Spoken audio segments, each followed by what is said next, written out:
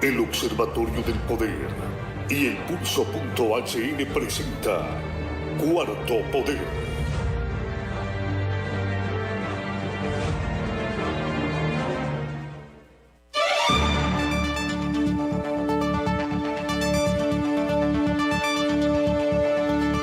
Buenas tardes, Honduras. Bienvenidos a un programa más de Cuarto Poder. Les saluda Ramón Ochoa esta tarde que llegamos a usted a nivel nacional junto a mis compañeros Ronald López, Cristian Maradiaga en controles de Radio Globo y de Globo TV. Cuarto Poder, un programa para analizar la realidad del país desde un punto de vista objetivo. Hoy es día jueves 21 de mayo del año 2020. Saludamos también a las personas que a través de las plataformas en internet, redes sociales, están pendientes de la programación de Cuarto Poder. Les recordamos que llegamos por cortesía de Diario Digital, el Pulso.hn, periodismo de investigación. También estamos a través de CHTV, Canal Hondureño de Televisión, de 6 a 7 de la noche. Hoy abordamos el tema electoral, el futuro electoral de Honduras. Ya se está cocinando en los diferentes partidos políticos qué podría pasar con el proceso electoral más próximo, que es el proceso electoral primario, donde en marzo del año 2021 se estaría llevando a cabo posturas encontradas por varios sectores de los partidos políticos, donde aseguran, quizás la mayoría, por lo que se han pronunciado en los diferentes medios, es que están de acuerdo y que se desarrolle el proceso interno. Aunque también hay especulaciones que hay algunos políticos que no les conviene en estos momentos, por sus pretensiones personales, por sus pretensiones de continuismo, que se dé un próximo proceso electoral primario, aprovechando la situación de la crisis del COVID-19. Pero bien, vamos a profundizar sobre ello. Le recordamos también que llegamos cortesía de Sanigel. Sanigel, que es un producto de MC, el primer sanitizante de manos en nuestro país. Mata el 99.9% de bacterias en segundos. Nos consultaban, fíjate que me querían agarrar en curva, Ronald, porque nos consultaban qué hace Cuarto Poder con las medidas de bioseguridad. Y mire, es estricto aquí entrar a la Globo, porque de entrada Fausto coloca la alfombra desinfectante. Aquí nuestro amigo Ronald López en cabina utiliza 2 mascarillas, lentes protectores y la máscara que ve encima, transparente. Y por supuesto el Sanigel, ¿verdad, Ronald? El Sanigel permanentemente. Aunque usted, Ronald, le voy a decir una cosa, yo se lo voy a decir aquí en vivo. Usted estigmatiza a las demás personas, a nosotros. No le gusta que nos acerquemos, pero ni de largo, ¿va? Se encierra en esa cabina. Y con don Carlos también, usted lo estigmatizó bastante porque anduvo allá en la colonia Lincoln y alrededores cubriendo la noticia a un inicio de esta crisis, y usted pues no quería que el hombre viniera a sus labores. Hay que ser más respetuoso, hombre, con todas las personas, Ronald. No dejar esos temores, ¿verdad? El estigma que existe por el COVID-19, aunque miro que muchas personas pues ya han alejado de esa preocupación, aunque ya tenemos 3,000 casos de COVID.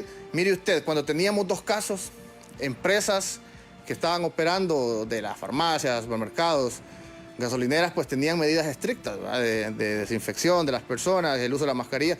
Y hoy que tenemos 3,000 casos, pues parece que ya pasó desapercibido tomar todas esas medidas. Fíjate que en mi casa, mi esposa, cuando habían 2 casos, teníamos que quitarnos los zapatos, hasta la ropa, ¿verdad? Para entrar, dejarla en cloro. Y hoy que hay 3,000 casos, pues ya se le ha olvidado todo eso. Más bien era una cuestión de temor por parte de ella, y así hay muchas personas.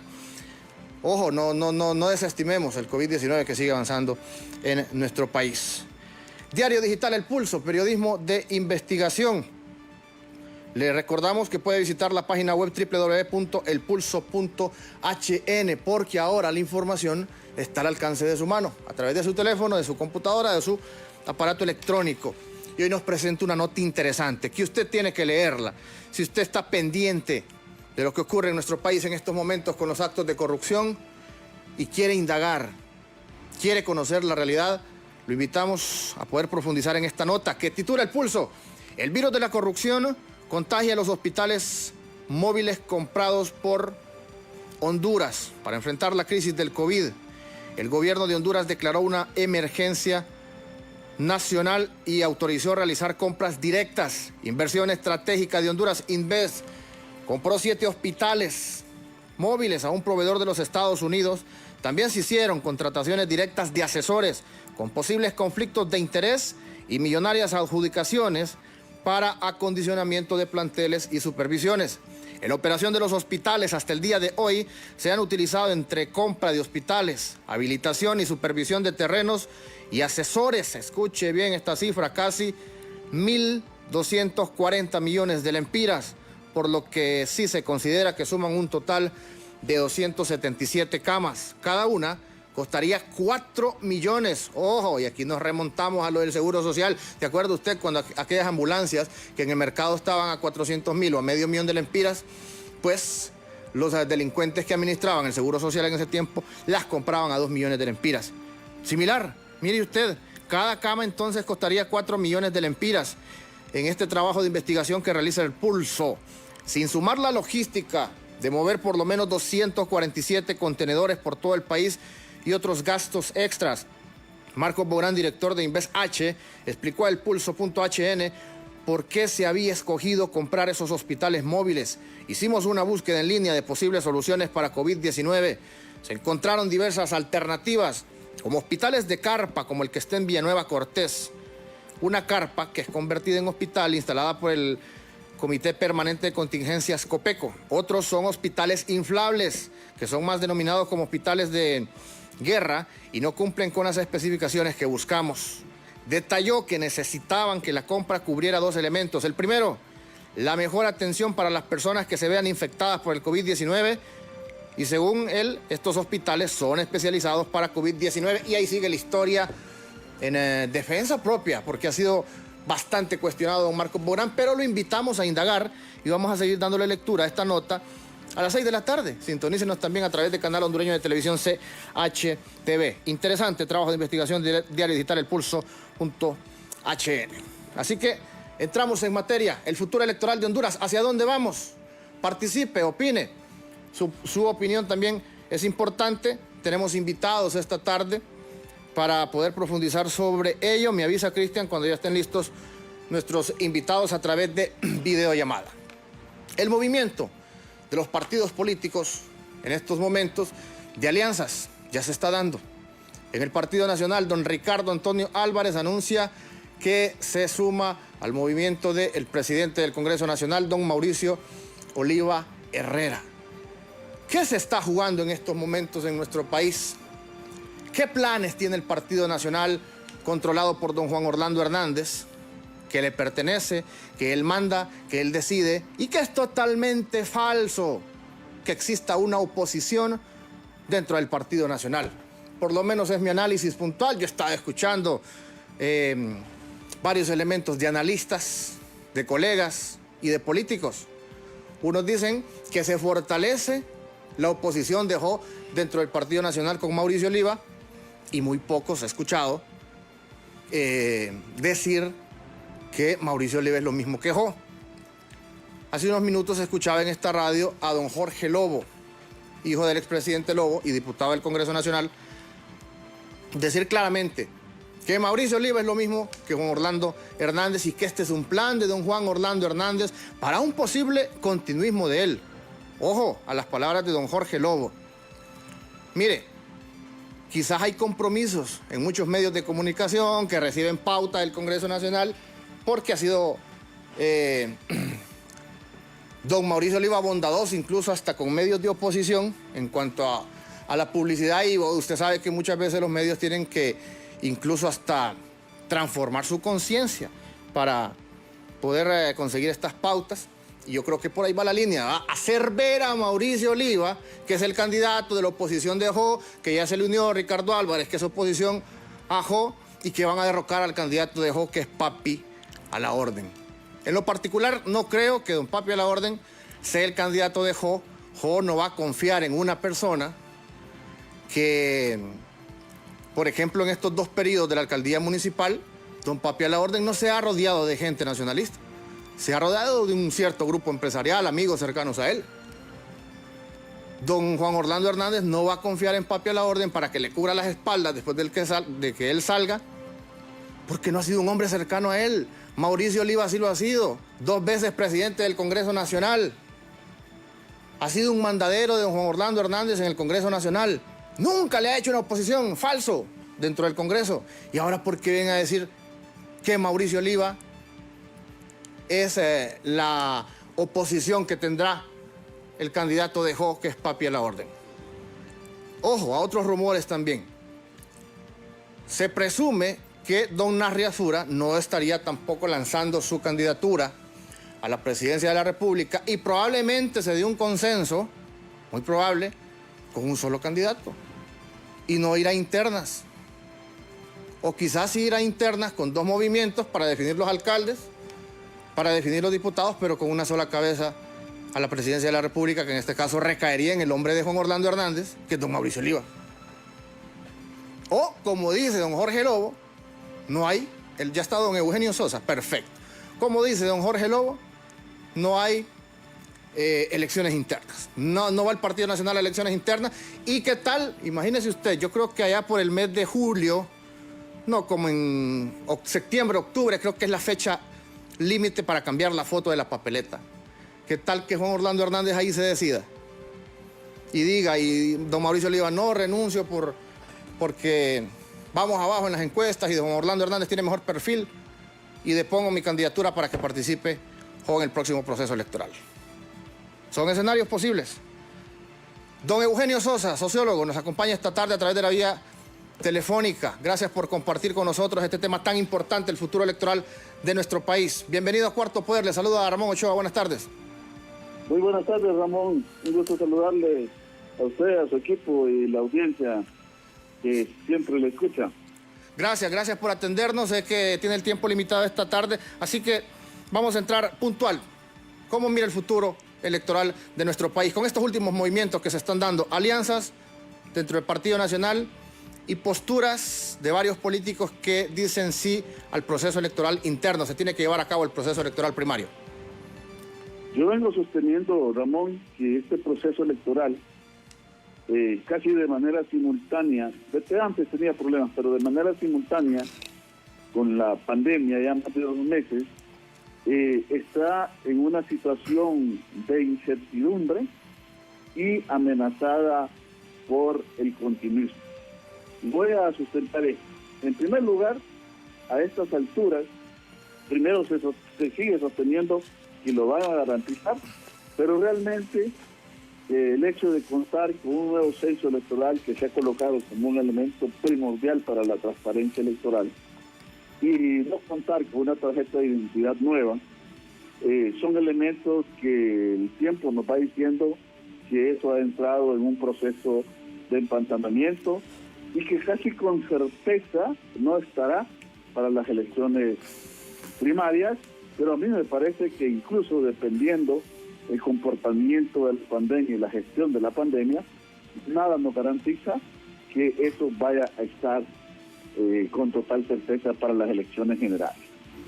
Ese es un elemento fundamental. Segundo, el tema de la nueva ley electoral, a pesar de que también escucho que la podrían tener fácilmente y convocar y trabajarla, en realidad no la tenemos. Es otro elemento fundamental y por lo tanto la nueva ley electoral está en el tintero de un proceso inconcluso. Tercer elemento, y este es más preocupante porque ha sido el elemento polarizante y desencadenante de la crisis en el país, y es un proceso de reelección impuesto por la vía de los hechos, porque no lo podemos negar, la vía de los hechos lo impuso, pero que no está ni en consenso de las fuerzas políticas, ni reglamentado, ni denegado. No hay claridad política de consenso de qué hacer con ese fenómeno que se impuso de manera por la fuerza del artilugio jurídico y de la utilización de la Corte Suprema de Justicia. A esto se suma los problemas que tiene Juan Orlando Hernández, las disyuntivas de dejar el poder y tener que enfrentar causas, y el proceso abierto de reelección, lo cual podría perfectamente ser candidato en el momento que él se le ocurra y lanzar esa idea hasta poder negociar políticamente si fueran las posibilidades cualquier otra opción en el país. Sumémosle a esto la postura de... ¿Me decía? Sí, le escucho. Sumémosle a esto la postura reciente, usted me aclara si no es así, de que Libre ha dicho que sin nuevo censo electoral y si tarjeta de identidad no va a ir a elecciones, no acepta un proceso electoral. Primero doña Xiomara dijo que era un suicidio, pero más o menos aceptaba que pudiera hacerse después de marzo, pero la última posición de Libertad y Refundación es oída. Ahí hay que preguntarle a Libertad y Refundación. Lo más seguro es que esas tarjetas no esté, que ese censo no esté. Entonces, ¿cuál es la salida política? No está claro tampoco, ni para el partido me parece, ni para la sociedad hondureña.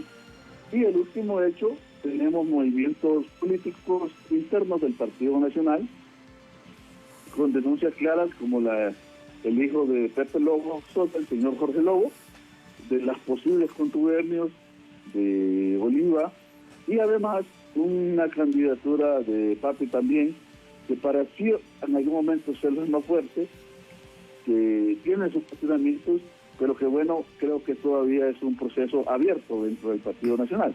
Todo esto se lo he dicho para reafirmarle mi tesis de que estamos en un momento de elecciones caracterizados por la incertidumbre, por la amenaza del continuismo, en medio de una pandemia totalmente mal gestionada, porque estamos moviéndonos a ciegas, no sabemos el nivel realmente de contaminación, con una incapacidad terrible de hacer las pruebas que se necesitan y con una reapertura económica que en algún momento puede provocar rebrotes y otro tipo de problemas.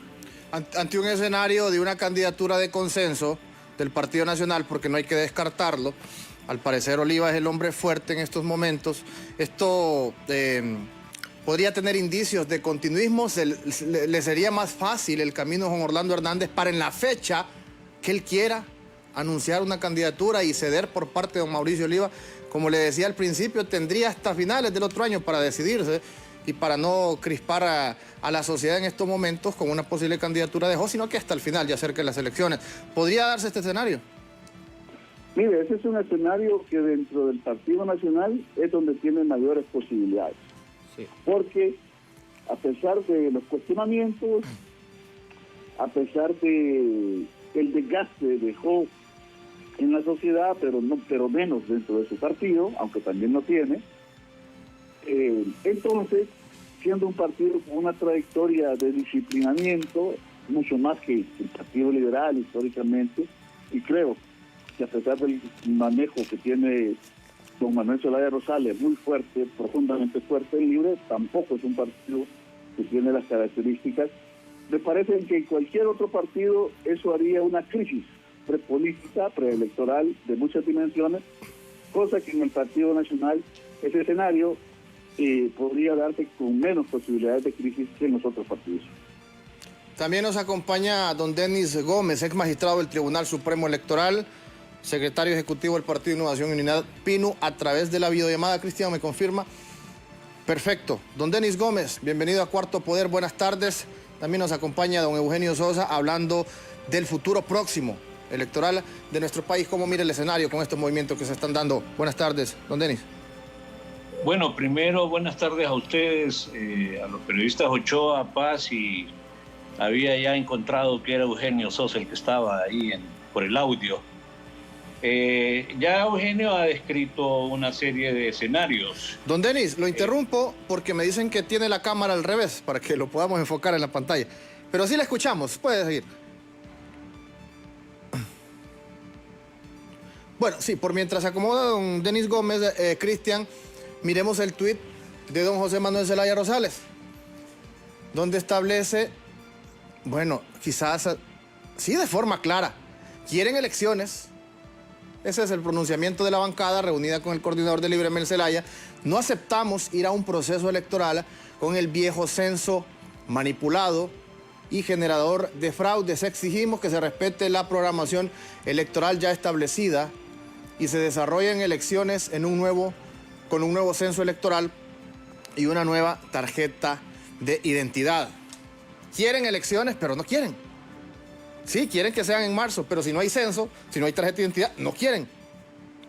Y ya dijo el Registro Nacional de las Personas que no va a ser posible para marzo tener el censo depurado y tener la nueva tarjeta de identidad. Entonces, si es así, Libre no quiere, o por lo menos su coordinación y su bancada no quieren elecciones sin censo y sin nueva tarjeta de identidad. Ahí está claro. Ahora sí, don Denis. Hoy sí. Perfecto, muy bien.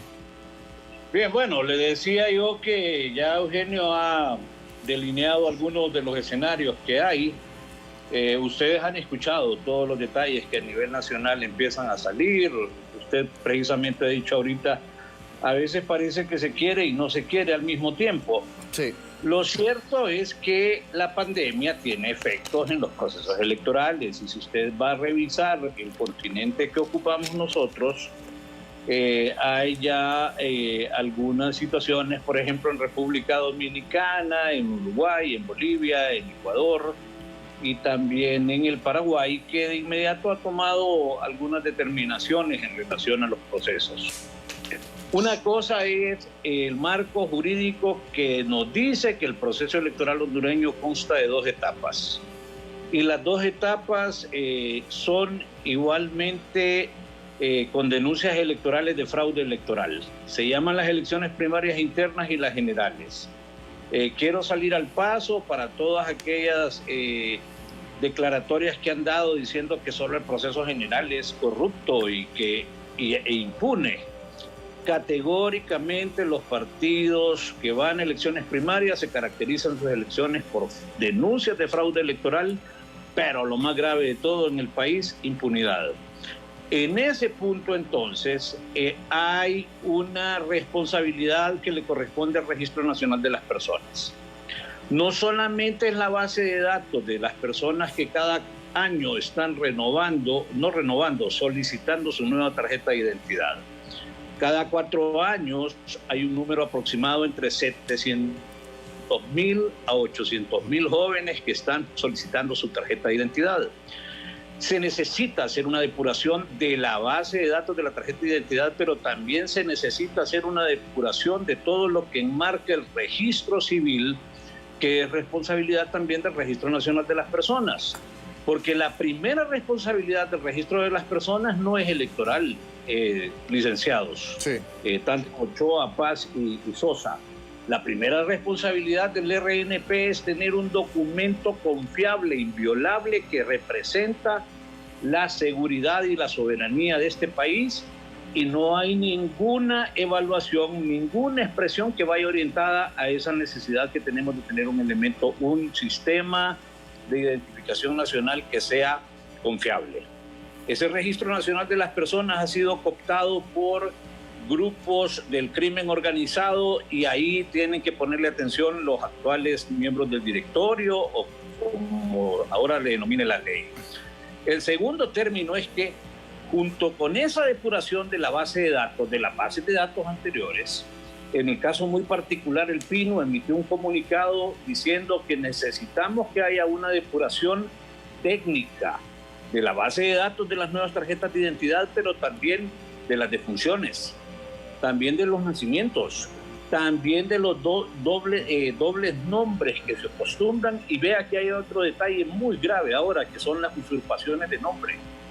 Hay personas que están usurpando el nombre que no les corresponde, y todo eso conforma una base de datos que el RNP en primera instancia debe adecentar, debe depurar, para que el Consejo Nacional Electoral proceda a la conformación del Censo Nacional Electoral. Escuché esta mañana a un representante de uno de los partidos que eventualmente va a ir a primarias hablando de que el censo lo va a hacer la nueva compañía que van a contratar, que dicho sea de paso, también el PINU ha dicho, por favor, dennos el nombre, dennos a conocer cuál es el cronograma de trabajo, porque en la opacidad y en la discrecionalidad no hemos tenido esa información. Aquí solo saben decir que un organismo internacional está haciendo las compras y que va a hacer la contratación. Queremos cuentas claras, queremos saber quiénes son los que van a manejar esa plataforma, pero la responsabilidad de depurar la base de datos del registro civil y de la tarjeta de identidad que se emite cada a cada joven, y que reitero, cada 4 años a elecciones generales, votantes nuevos son entre 700.000 y 800.000, lo que nos determina que a la elección del próximo 2021 primaria deberán existir la mitad, 350.000, 400.000 nuevos votantes. Esas bases de datos se deben depurar. Yo no sé y no le puedo asegurar si va a haber, por este tema de la crisis humanitaria, sanitaria, humanitaria que existe de momento, para que en las primarias vaya a una elección con una nueva tarjeta de identidad. Pero las bases de datos sí tienen que estar listas. Las bases de datos tienen que estar depuradas. Correcto. Y se van a depurar a medida que la población acuda a esta inscripción de preregistro en línea. Escuché el otro día que hay 1 millón de personas que ya han hecho su preregistro, entendiendo que a un preregistro, que aquí le llaman enrolamiento, traído del anglicismo, entendiendo que en ese preregistro los muertos no van a salir a hacer su preregistro, tampoco su registro, cuando si acaso el tiempo nos da, sea de manera presencial. Entonces, lo que sí no podemos permitir en el país, no solamente los que participamos en partidos políticos, también ese 4 a 5% que se ha manifestado en los últimos años, que dicen que no tienen ningún partido político y que de 4 a 5 días no tienen militancia. Y vea qué interesante que en la semana el IUTPAS, el Instituto de Democracia de la UNA, ha presentado el alto grado de personas que se manifiestan antisistemas y curiosamente reflejan y reiteran ese hallazgo que el equipo de reflexión de Radio Progreso, de los jesuitas en Radio Progreso, han determinado 2, 3, 4 años atrás, que cada 4 o 5 de cada 10 no tienen ningún nexo, ninguna afiliación, ningún sentimiento con los partidos políticos legalmente inscritos. Entonces, ante ese juego de decir que quiero, que no quiero, creo que primero hay que respetar los tiempos electorales. Segundo, trabajar en todas las medidas de lo posible para hacer público lo que debe ser público. ¿Quién ganó? ¿Quién va a ser el responsable de esa nueva tarjeta de identidad? Alrededor de 6 millones de personas que tienen que enlistar y otros 2 millones aproximadamente de tarjetas de menores. Esa es la idea que tiene el registro.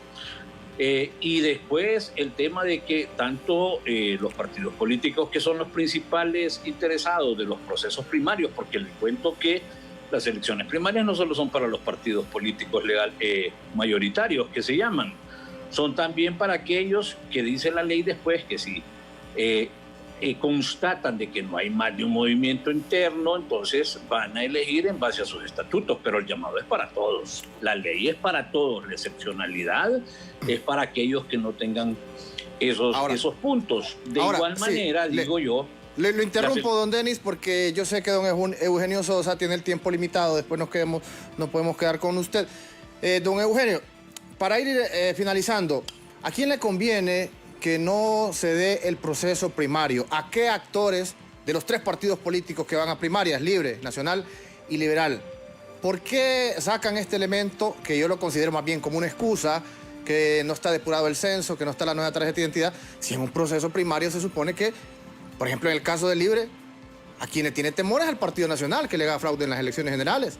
Entonces, ¿por qué un temor de un proceso primario? ¿Hacia dónde vamos entonces con estas posturas, de estas excusas, diría yo, que surgen en base al nuevo censo y a la nueva tarjeta de identidad? Bueno, mire, 2 cosas. En primer lugar, yo creo que la amenaza que hemos dicho del continuismo y dentro del Partido Nacional, efectivamente a quien más puede favorecer, si es que la hipótesis que hemos armado y lo que opinamos varias personas, de que el interés del continuismo está anclado y que no es desaparecido, efectivamente es al señor Hernández quien más favorece, y a cualquier otro que se presta, ¿no? Ya sean precandidatos como Oliva o quien sea, o su grupo que podría estarle alentando a eso, pero definitivamente en ese partido se convierte en una real amenaza. Me parece que es un partido que como tal se convierte en una real amenaza de continuismo, y tanto para la sociedad el hecho de que no hayan elecciones internas, porque da un margen de maniobra extremadamente grande de que corre el periodo y corre el mandato aunque haya sido ilegal y todo, entonces le da esas amplias posibilidades. Mire, en el caso de Libertad y Refundación, uno se pregunta, ¿no?, la paradoja de ir y no ir, sabiendo que la condición no se va a dar. Mire, en ciencia política, el politólogo Sartori para la oposición acuñó un concepto ya hace muchos años que se llama chantaje político. Él no lo dice en el sentido como lo usamos nosotros, tan peyorativo, sino la capacidad de usar la fuerza que se tiene para negociar.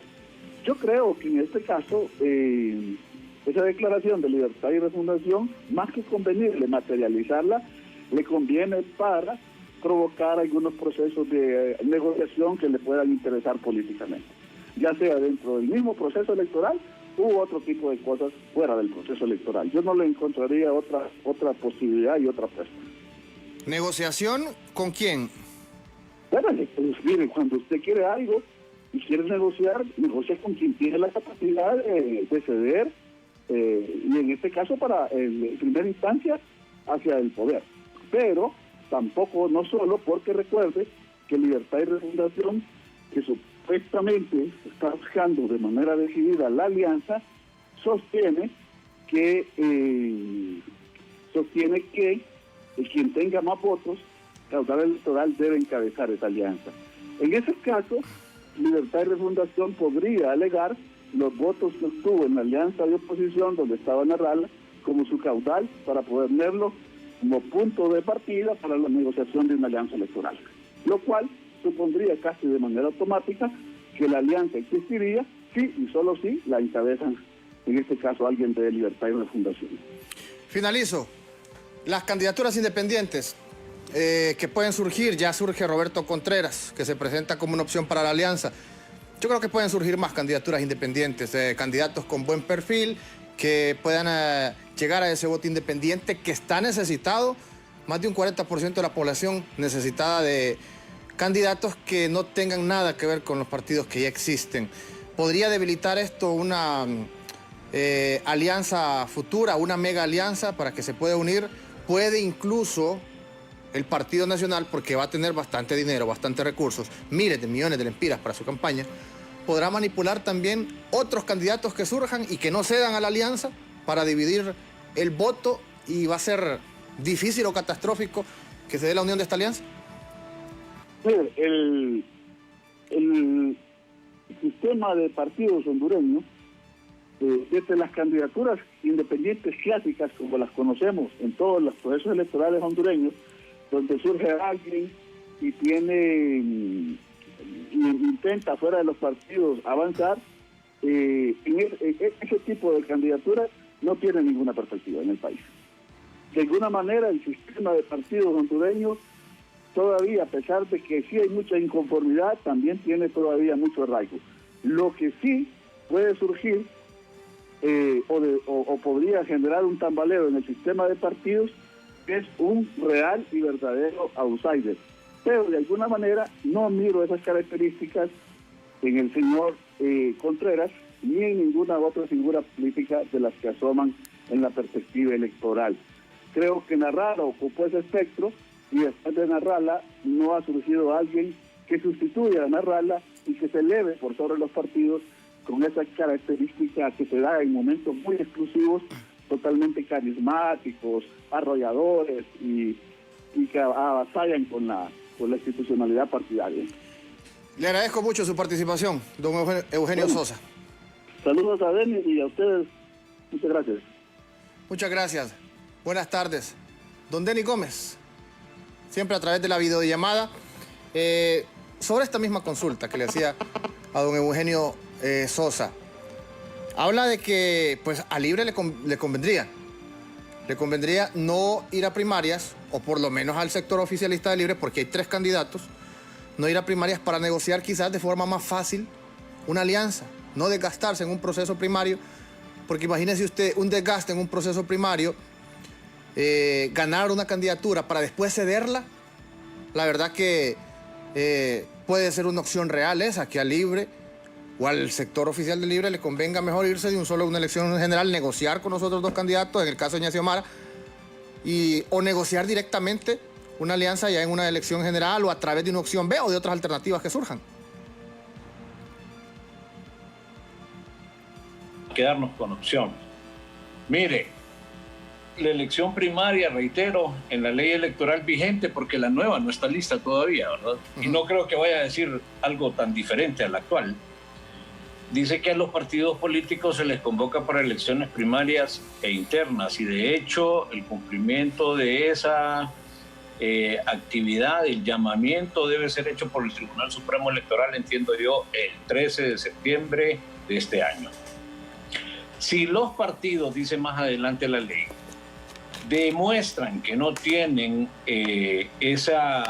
esos movimientos internos diferenciados, lo comunican al tribunal, esperan 5 días para que haya, como tribunal de alzada, alguna denuncia, que alguien diga, fíjese que los periodistas Ochoa y Paz no me quieren dejar participar como tercera fuerza. Si pasan 5 días y yo no voy al tribunal, de acuerdo a la ley vigente, entonces se declara que el partido político, como para su inscripción legal en el Tribunal Supremo Electoral, debe presentar sus estatutos, entonces le permiten que haga su elección por estatutos, asambleas o cualquier otra denominación que esté contemplado dentro de sus estatutos. Entonces, fíjese que esa opción de que ellos puedan negociar al interno es válida. Lo que no podemos dejar pasar es que el evento comicial no sea convocado. ¿Me explico? Correcto, correcto. No, eso es lo que no debe dejar de pasar. Probablemente lo quieran mover, como usted ha escuchado a algunos que están diciendo, no lo queremos para marzo, lo queremos para mayo. ¿Es una opción válida posponer un par de meses las primarias bueno, para que se armen bien los movimientos? Volviendo al tema de opción. Sí. Acordémonos allá cuando en un momento dado las elecciones primarias regresaron al año donde se hacían las generales, porque antes era un año antes, y que adujeron que las Fuerzas Armadas estaban cansadas porque estaban trabajando en una emergencia nacional. ¿Recuerda? Correcto, sí, cuando ganó don José Manuel Zelaya Rosales. Y sabe usted que si cualquier decisión que quieran tomar en el Congreso Nacional en materia electoral ocupa 86 votos. 61 tienen los nacionalistas, y con que consigan 86 votos pasa absolutamente cualquier cosa, sea lógica o no lógica, ¿verdad? Entonces la eventualidad, la opción de que puedan mover la fecha es viable. Insisto, por tercera y última ocasión, el evento comicial es el que no se puede dejar desapercibido y decir no vamos a hacer la convocatoria. Si los nacionalistas logran ponerse de acuerdo, los que estén, y dicen que no hay más de un movimiento interno porque todos se pusieron de acuerdo, entonces van a elegir en base a los estatutos. Eso es lo que dice la ley, señores periodistas. De igual manera, eventualmente podría suceder en el Partido Liberal, aunque es uno de los escenarios poco probable, ¿verdad?, que eso pase. Entonces, reiterar pues que aquí el detalle es que en el tiempo de pandemia, la pandemia también ataca, sobre todo por esto que dijo Eugenio antes de retirarse. Mire, ese fantasma del continuismo es que no solo es un fantasma, porque demostró que los que lo hicieron, además de haber estado y pensado cuando estaban de balde, el problema es que lo perpetraron.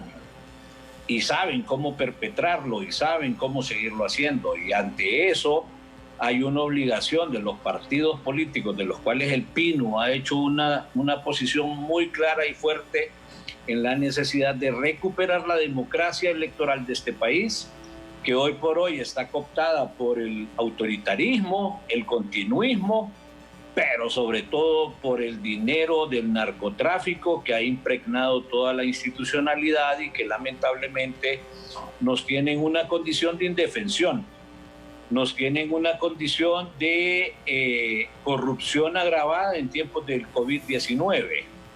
Pero lo más lamentable es que históricamente seguimos navegando con el tema de la impunidad. Y la impunidad, como la corrupción, no tienen ideología. Entonces usted me dijo algo bien claro. A pesar del discurso de los políticos que quieren primarias, si los 61 diputados del Partido Nacional y los 30 del Libre llegarían a 91 diputados, se ponen de acuerdo por lo que les convenga. Si le conviene a Libre no ir a internas, no ir a primarias por ese desgaste del que hablamos. Si le conviene al Partido Nacional para un posible continuismo del mismo Juan Orlando Hernández, no ir a primarias, entonces se pueden poner de acuerdo. Bueno, ahí está claro. Porque para posponer la fecha de las primarias. Para posponer la fecha, correcto. Para posponer la fecha.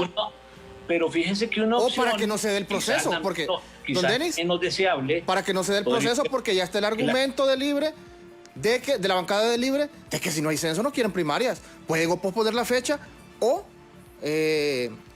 buscar otras opciones de las primarias y las generales en una sola, en una opción B. Mire, le voy a contar un detalle. Por ahí en algún lugar escuché a alguien decir que están pensando en la opción B. ¿Y sabe qué es lo que me preocupa en la opción B? Que la opción B implica romper la Constitución de la República una vez más. Ajá. Y cuando se hace la opción B es algo anticonstitucional, que lamentablemente sería otro evento que nos va a seguir anotando situaciones que vayan con la impunidad flagrante que este país tiene, y hoy más cuando los flagelos que ya le mencioné de continuismo, de reelección, de autoritarismo exacerbado y de impunidad nos tengan prácticamente postrados y en un estado de indefensión después de la coartada que el Congreso Nacional de la República adelantó para el fin del cumplimiento del convenio con la MASI. Y entonces ya no hay lucha frontal contra la corrupción y la impunidad, porque además se pretende instalar un código penal que le han llamado el de la impunidad. ¿De qué forma viola la Constitución de la República una posible opción B? Porque no existe. Porque si usted va a revisar... No existe hasta don Carlos. Perdón. No existe en la Constitución de la República la opción B. Don Carlos, no sabía que estaba ahí, discúlpeme. No lo había visto ni había tenido señal de que usted estaba en Zoom. Bienvenido, don Carlos Paz. Muy buenas tardes. Gracias a don Eugenio Sosa por dar a conocer su posicionamiento con respecto a la incertidumbre política en el país. Gracias al ingeniero Denis Gómez, compañeros en estudios y estimados oyentes. La opción B fue inconstitucional en 1985 y sigue siendo inconstitucional. Correcto. Okay. La Constitución establece que se convierte en presidente el candidato a ese cargo que más votos tiene, el más votado, dice la Constitución, no el partido político, que fue lo que se hizo en el 1985.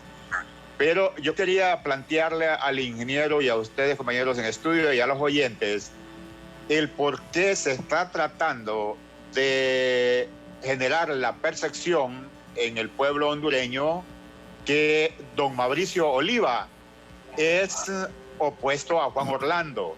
También se está hablando de un continuismo con el mismo Juan Orlando Hernández, que no es necesario. Juan Orlando Hernández lo que necesita es colocar a alguien en la presidencia que él lo apriete de la mano y punto, como ha venido haciendo con el Partido Nacional. Y ese candidato es Mauricio Oliva. Que me demuestre la oposición política qué decreto Mauricio Oliva no le ha aprobado al Poder Ejecutivo y los acuerdos claros del nuevo Código Penal a quienes deja libre, a gente encausada de Ricardo Álvarez y al futuro a gente y funcionarios de esta administración. ¿No es así? ¿A quién le está cumpliendo entonces Mauricio Oliva? Y generando el terreno, así es muy fácil de que es la persona conciliadora. Esa es la consulta, ingeniero. El por qué se quiere generar ese sentimiento que Mauricio Oliva es opositor a Juan Orlando Hernández. Bueno, licenciados Ochoa y Paz, ustedes y yo y los que nos están escuchando y viendo, vivimos en un país donde no todo se debe, pero todo se puede. Solo quiero recalcar lo que usted ha dicho. Esa opción B es violación a la Constitución, punto. Ya usted lo ha refrendado, licenciado Paz.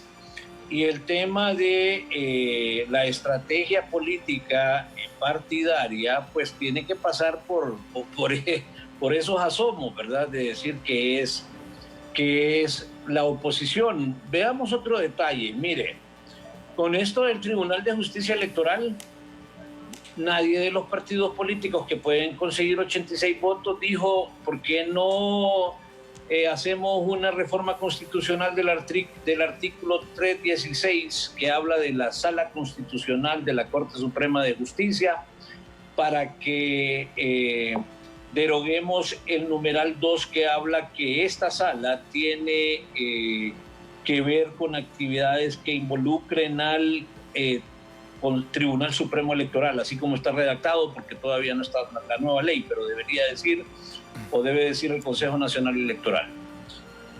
¿Usted cree que sabe lo que dice la Constitución? Bueno, la Constitución lo prohíbe, pero bajo aquel arreglo de la Sala Constitucional años atrás, algunos, y un jurista muy calificado en el país ha dicho que con solo que arreglaran la Ley de Justicia Constitucional, la Ley de Justicia Constitucional es una ley secundaria, ¿cierto? Sí. Y como no hay ninguna derogación, ninguna modificación de este artículo 316, el ciudadano que está ahí, que ejerce la primera magistratura, que no lo quiere inscribir al Consejo Nacional Electoral, se va a ir al amparo, allá a la sala, a la Corte Suprema, y se lo van a dar a la Sala Constitucional. O sea, maneras de urdir lo que haya que urdir habrán varias. Usted mencionó dos, el periodista Ochoa podrá tener otro sinnúmero, pero sí lo delicado es que ese Tribunal de Justicia Electoral, que el tribunal mire, la Ley de Justicia Constitucional dice que si usted está en el tribunal y yo voy y el licenciado Ochoa, que es de la Corte, me da un amparo y le manda a decir que me restituya mis derechos, fíjense que la Ley de Justicia Constitucional dice que usted me los tiene que restituir, porque si desobedece le viene acción penal. No lo digo yo, lo dice la Ley de Justicia Constitucional. Pero ¿de dónde deriva la Ley de Justicia Constitucional? Del artículo 316 de la Constitución de la República, numeral 2. Entonces, si este ciudadano que está en modo continuista desea y anhela al 100% mantener esa postura que hasta hoy ya le delata, obviamente, mire, va a buscar cualquier tipo de recurso para que diga la Sala Constitucional que le tienen que respetar sus derechos políticos, aun y cuando la Comisión de Venecia, que es el órgano consultivo de la Unión Europea, ha dicho que ninguna reelección cumple con violación de derechos, que está amparada en derecho humano. Entonces, los escenarios son varios. Probablemente esa aparente oposición no es más que compadre hablado. Ustedes mejor que yo saben, han cubierto a los partidos políticos por años, han cubierto el Congreso y saben cuál es el modus operandi y modus vivendi cuando se tiene que imponer lo que se quiere imponer, sobre todo, reitero, en un país donde no todo se puede, pero si se ponen de acuerdo todo se debe. Entonces depende de la Corte, no de los concejales, bueno, la posible inscripción de Jo. Es que revise con tiempo el tema de la Constitución y vaya a hacer la Ley de Justicia Constitucional. Sí. Finalmente él va a tener el recurso de ir a la sala y decirle, no me quieren cumplir con mi derecho humano, como ha dicho la Sala Constitucional, para reelegirme. Y estoy hablando que no es que así va a suceder, pero ese es un escenario que no podemos desechar y que aún algunos juristas que presumen de ser muy calificados en ese tema no han querido entrar, y mejor entonces seguimos, digo yo, fingiendo alguna especie de demencia. Don Carlos, ingeniero. La última consulta, don Carlos, por cuestiones de tiempo, con eso nos despedimos. Sí, ingeniero. Usted es secretario ejecutivo del Pino Socialdemócrata. Las condiciones están dadas para que la oposición pueda tomar el poder de la nación. Pero, ¿cuál debería ser en este momento la actitud ante esas condiciones dadas de la oposición política?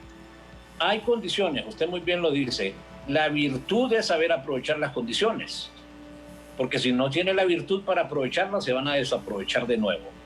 Y fíjese que para mí el primer ingrediente pasa porque quienes dirigen los partidos políticos, en primer lugar, hagan una autonegación de su ego. Estuve en un programa a inicios de la semana o a finales del anterior, poco de laguna ahí, y esta persona que habló de la opción B estaba diciendo que él era la única oposición. Entonces, si seguimos con eso, si seguimos con los comportamientos, que solo yo soy oposición y que usted no, porque usted no dice lo que yo quiero que diga, estamos complicados, ¿verdad? Sí. Entonces, va a pasar, y de hecho el Pino está de momento construyendo diálogos interpartidarios con la idea de formar un bloque interpartidario, valga la redundancia, que nos permita hacerle frente a toda la maquinaria electoral que el partido en el gobierno tiene y que ha impuesto en los últimos 8 años gobernando este país. Le agradecemos mucho, don Denis Gómez. Buenas tardes. A usted, espacio, y a su audiencia por la oportunidad de dar nuestras ideas, de igual manera al amigo Eugenio Sosa. Perfecto. Don Denis Gómez, ex magistrado del Tribunal Supremo Electoral, hoy Consejo Nacional Electoral. Don Carlos, yo me quedo con lo que ha dicho usted en estos últimos programas. Si la oposición no tiene capacidad ni de sentarse en estos momentos, mucho más difícil va a ser ya para deponer aspiraciones, para buscar un consenso, porque hay problemas de país grandes, hay problemas de corrupción, hay problemas de salud, hay problemas económicos. ¿Y por qué toda esa diversidad de pensamiento de la oposición no se puede sentar en una mesa redonda de unos 10, 12, 15 actores? Busquemos soluciones para el país, propongamos. Si no lo hacen, y le repito, me quedo con lo que usted ha dicho, tiene toda la razón, y lo dicen los analistas también, ¿verdad? Si no se sientan ahorita va a ser mucho más difícil después. Ya, conclusiones para despedirnos, don Carlos. La unidad tiene que estar alrededor de la propuesta que quieren para la nación, para restablecer el Estado del Derecho y reconstruir la República en esos 5 niveles que le he mencionado para mejorar la calidad de vida del hondureño y que la democracia no siga siendo de pobreza en el país. Yo quiero reiterarles a nuestros televidentes y oyentes que visiten el pulse.hn y se enteren. 277 camas de los hospitales móviles costará 4.5 millones de lempiras. Además, el por qué los hospitales no vienen, pues Turquía está en cuarentena. Concluyo y muchas gracias a nuestros oyentes. Ahí encontrará también la dirección de la empresa que contrataron y le compraron los hospitales móviles. Así es, muchas gracias. Así es, y a través de CHTV vamos a seguir ampliando sobre este tema de la corrupción en nuestro país. También llegamos por cortesía de Sanigel, es un producto de MC, es el primer sanitizante de manos fabricado en Honduras, lanzado al mercado desde hace varios años después de obtener su registro sanitario. Es fabricado con los mejores estándares de calidad. Sanigel contiene como principio activo el alcohol etílico 70 grados y cumple con todas las especificaciones de un sanitizante. Mata el 99.9% de bacterias y virus en segundos. Contiene aloe vera, sábila y glicerina que suaviza sus manos y lo puede adquirir de manera fácil en farmacias, supermercados, pulperías y mercaditos de su preferencia. También llegamos por cortesía del Observatorio del Poder. Está don Carlos todavía ahí, ya se despidió. Ok, el Observatorio del Poder, una plataforma que estará en los próximos días disponible al público. ¿Cuál fue el tema favorito de los diputados en el Congreso Nacional para el 2019? Ese es uno de los ejemplos del trabajo que realiza el Observatorio del Poder, porque la información es poder, porque usted necesita saber la productividad de los diputados en el Congreso Nacional para que no vuelva a cometer errores, para que no volvamos a cometer errores.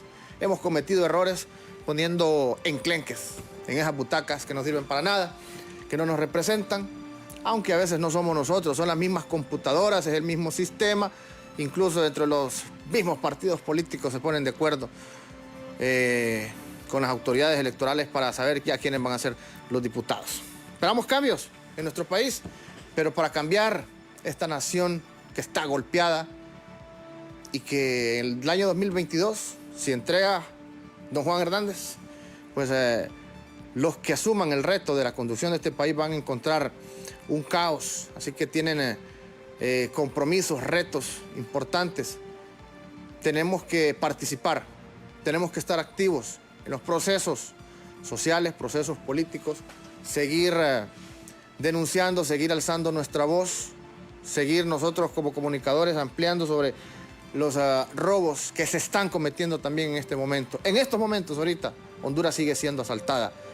Sintonícenos a través de CHTV a las 6 de la tarde para que conozca más sobre esta denuncia y el trabajo de investigación que hace el Pulso.hn. Camas compradas por un costo de arriba de los 4 millones de lempiras. Mi nombre es Ramón Ochoa, será hasta las 6 de la tarde y mañana en Cuarto Poder. Y Cristian, antes de que se me olvide, mañana, atención, atención Roatán, atención Olancho, atención Honduras en general.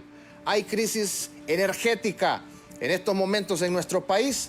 Sigue la crisis en Olancho, pero fíjese usted un sector que quizás nosotros ni lo mencionamos porque está alejado y nos olvidamos que el sector turístico más importante de nuestro país, Roatán, Islas de la Bahía, José Santos Guardiola, municipio de Islas de la Bahía, están sufriendo con el recibo de energía eléctrica. La Roatán Electric Company es una empresa privada igual que EH y que tiene muchos años de estar funcionando en aquel sector. Vamos a abordar este tema mañana con autoridades políticas del departamento, con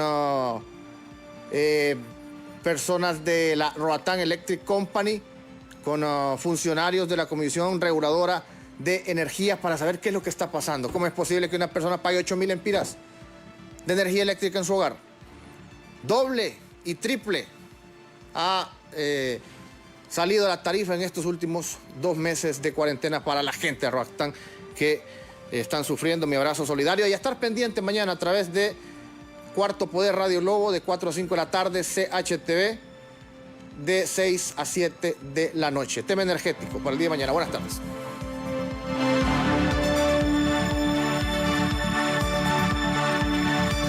El Observatorio del Poder y el Pulso.hn presentó Cuarto Poder.